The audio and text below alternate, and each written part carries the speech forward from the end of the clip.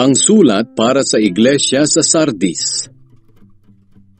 Isulat mo ito para sa anghel na nagbabantay sa iglesia sa Sardis. Ito ang mensahe ng may 7 espiritu ng Diyos at may hawak na 7 bituin. Alam ko ang mga ginagawa ninyo. Marami ang nagsasabi na buhay ang pananampalatayan nyo sa akin. Ngunit ang totoo, para kayong patay. Gumising kayo at pasiglahin ang natitira ninyong pananampalataya para hindi tuluyang mamatay. Dahil nakikita ko na ang mga gawa nyo ay hindi paganap sa paningin ng aking Diyos. Kaya alalahanin ninyo ang mga aral na tinanggap ninyo. Sundin ninyo ang mga iyon at pagsisihan ang inyong mga kasalanan.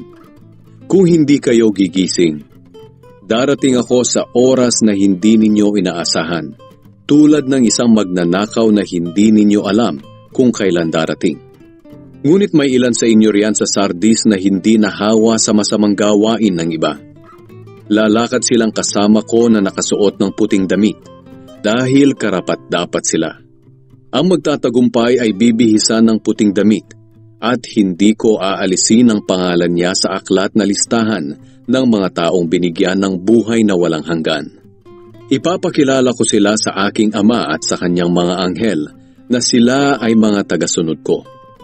Kayong nakikinig, pag-isipan ninyong mabuti ang sinasabi ng banal na espiritu sa mga iglesia.